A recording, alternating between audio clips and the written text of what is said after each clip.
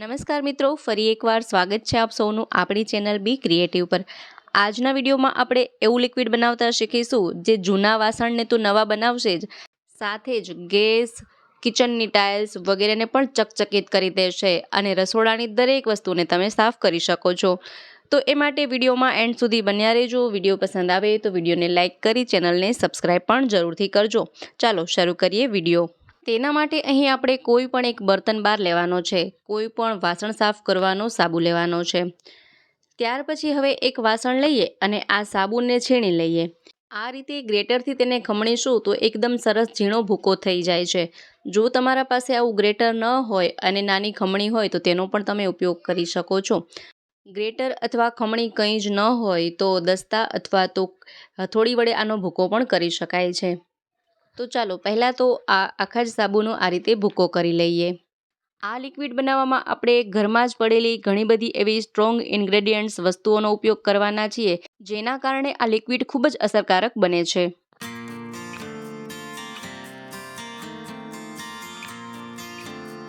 તો આખા જ સાબુને ખમણી લેતા કંઈક આ રીતે આટલા પ્રમાણમાં આ ભૂકો રેડી થશે। ત્યાર પછી અહીં આપણે એક મોટા વાસણમાં 1 થી 1.5 લીટર જેટલું પાણી લેવાનું છે। અહીં મેં 1.5 લીટર જેટલું પાણી લીધેલું છે। હવે આ જે સાબુને ખમણી અને ભૂકો કર્યો છે તેને આ પાણીમાં ઉમેરી દઈએ। હવે આ પાણીમાં આપણે અમુક એવી સ્ટ્રોંગ ઇન્ગ્રેડિયન્ટ્સ મિક્સ કરવાની છે, જેના કારણે આ પાણી ખૂબ જ સારું વર્ક કરી શકે। તો તેના માટે અહીં આપણે મીઠાનો ઉપયોગ કરીશું। જે આપણે ખાવામાં મીઠાનો ઉપયોગ કરતા હોય એ જ મીઠું લેવાનું છે। 2 થી 3 ચમચી જેટલું મીઠું ઉમેરીએ। ત્યાર પછી અહીં મેં લીધેલા છે સાજીના ફૂલ એટલે કે બેકિંગ સોડા। 2 ચમચી જેટલા બેકિંગ સોડા તેમાં ઉમેરીએ।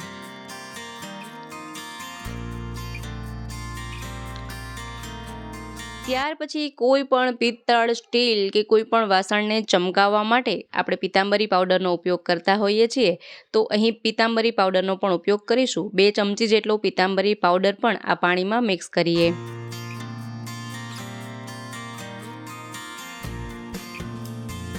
ત્યાર પછી અહીં આપણે લઈશું વિનેગર।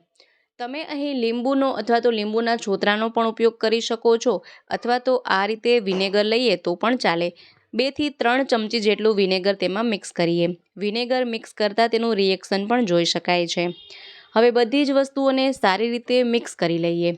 ઘણી વખત આપણે વાસણને સાફ કરવા માટે અલગ અલગ હેતુ માટે અલગ અલગ વસ્તુઓનો ઉપયોગ કરતા હોય, જેમ કે વાસણ ડલ થઈ ગયા હોય તો પિતાંબરી પાવડરનો ઉપયોગ કરતા હોઈએ। વાસણમાં ખૂબ જ ચિકાસ હોય, શાઇનિંગ માટે લીંબુનો ઉપયોગ કરવામાં આવતો હોય છે, અથવા તો વાસણ બળેલા દાઝેલા હોય તો સાજીના ફૂલ વગેરેનો ઉપયોગ કરતા હોઈએ છીએ। અલગ અલગ હોમ રેમેડીઝથી આપણે અલગ અલગ રીતે વાસણને સાફ કરતા હોઈએ, પરંતુ અહીં આપણે આ લિક્વિડ બનાવવામાં એ બધી જ વસ્તુઓને સાથે જ મિક્સ કરી દીધી છે, જેથી કે વાસણ ક્યારેય પણ બળેલા હોય, ચીકણા હોય કે ડલ થઈ ગયા હોય તો અલગ અલગ વસ્તુઓનો ઉપયોગ ન કરવો પડે અને આ એક જ લિક્વિડથી આપણે વાસણને દરરોજ ચમકાવી શકીએ છીએ, નવાને નવા જ રાખી શકીએ છીએ।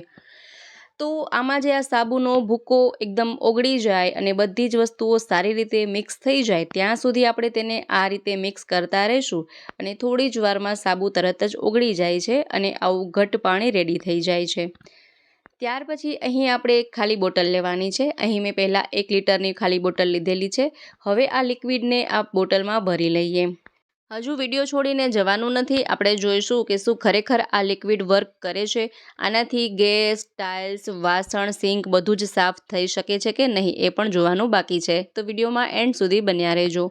તો અહીં મેં 1 લીટરની બોટલ ભરી લીધી છે, છતાં પણ આ લિક્વિડ ઘણું બધું વધ્યું છે।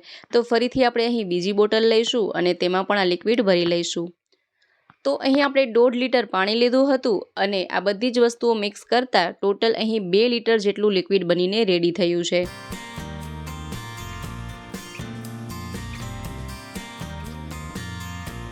તો જુઓ, અહીં મેં આ રીતે 3 બોટલ ભરી લીધેલી છે અને ખૂબ જ સ્ટ્રોંગ એવું લિક્વિડ બનીને રેડી છે। હજુ આપણે જોઈશું કે ખરેખર આ લિક્વિડથી રિઝલ્ટ આવે છે કે નહીં। તો ચાલો પહેલાં તો આપણે ગેસનો ચૂલો સાફ કરીને જોઈ લઈએ। તો ઘણી વખત ગેસ આ રીતે ખૂબ જ ચિકાસવાળો અને એકદમ ડલ થઈ ગયો હોય છે, તો તેના માટે એક સ્ક્રબર લઈએ અને સ્ક્રબરમાં આ ઘરે બનાવેલું જ લિક્વિડ થોડું તેમાં ઉમેરીએ। હવે ચાલો આ ગેસના ચૂલાને સાફ કરી લઈએ.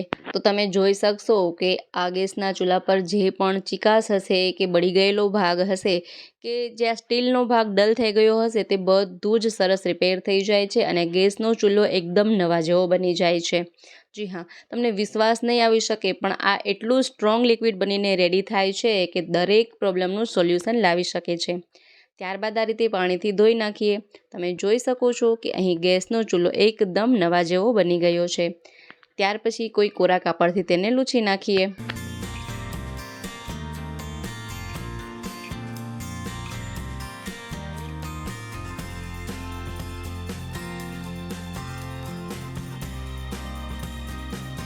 તો અહીં ગેસનો ચૂલો એકદમ નવા જેવો બની ગયો છે ને.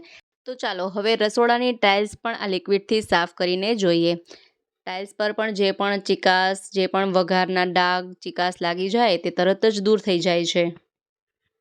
રસોડામાં જ્યારે દાળ શાકના વઘાર કરીએ તો તે ટાઇલ્સ પર પણ ઉડતા હોય છે, જેના કારણે ટાઇલ્સ ચીકણી થઈ જતી હોય છે. તો તેના કારણે ટાઇલ્સ એકદમ ડલ થઈ જાય અને ચિકાસવાળી થઈ જાય. પરંતુ આ લિક્વિડથી જો સાફ કરવામાં આવે તો ટાઇલ્સ પણ એકદમ ચમકી ઉઠે છે. તો આ રીતે દરરોજ સફાઈ ન કરી શકીએ તો અઠવાડિયામાં 2 વખત આ લિક્વિડથી આ ટાઇલ્સને જરૂરથી સાફ કરવી જોઈએ. તો વારંવાર ધૂળઝારા કરવાની જરૂર પણ નહીં પડે. જુઓ, રિઝલ્ટ તમારી સામે છે. ત્યાર પછી અહીં આપણે આ ડલ થઈ ગયેલી સિંકને પણ સાફ કરીને જોઈ લઈએ.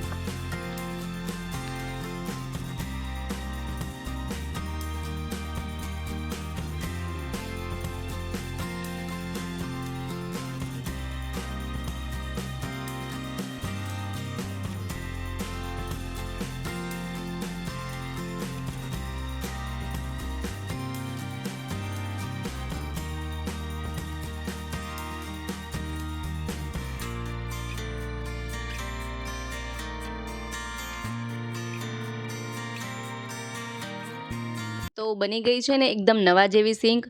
ચાલો હવે આ વાસણને પણ સાફ કરીને જોઈ લઈએ. તો ઘણી વખત ઘણા વર્ષો જૂના વાસણ હોય ને તો એકદમ ડલ થઈ ગયા હોય, આ રીતે તેમાંથી શાઇનિંગ જ જતી રહી હોય છે.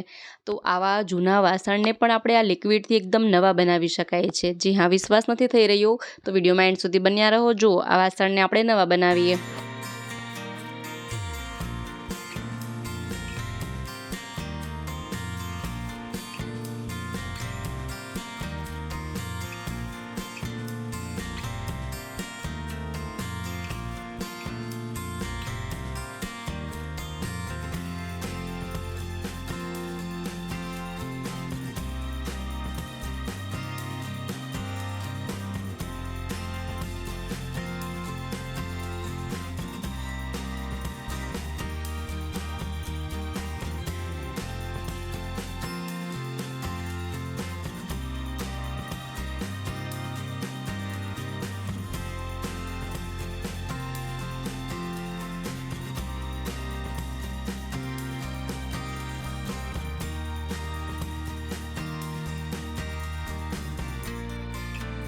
તો જુઓ, આ ચમચી પહેલાં કેટલી ડલ હતી પરંતુ એકદમ આનું સ્ટીલ એકદમ ચકચકિત થઈ ગયું છે અને ચમચી નવા જેવી બની ગઈ છે. એ જ રીતે આપણે બધા જ વાસણને સાફ કરીને જોઈ લઈએ. જુઓ, એકદમ ખૂબ જ સરસ તેમાં શાઇનિંગ આવી જાય છે અને વાસણ એકદમ ચમકવા લાગે છે.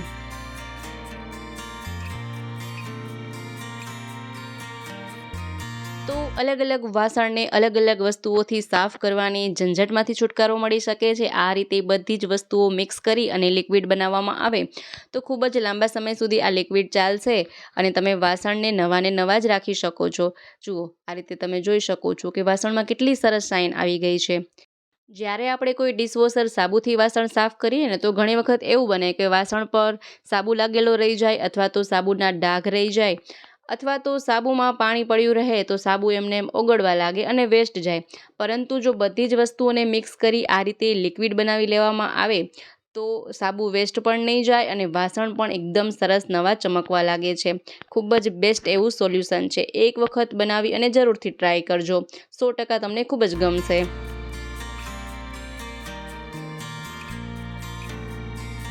તો મિત્રો આશા રાખું છું આજનો વિડીયો તમને ખૂબ જ પસંદ આવ્યો હશે, સાથે ઉપયોગી પણ રહ્યો હશે. વિડીયો પસંદ આવ્યો હોય તો વિડીયોને લાઇક કરજો, શેર કરજો, તેમજ અમારી ચેનલ પર નવા હોય, પહેલીવાર ચેનલ પર વિઝિટ કરી રહ્યા હોય તો ચેનલને સબસ્ક્રાઈબ પણ જરૂરથી કરજો. ફરી મળીશું નવા વિડીયોમાં નવા જ આઈડિયાઝ સાથે. ત્યાં સુધી જોતા રહેજો આપણી ચેનલ બી ક્રિએટિવ.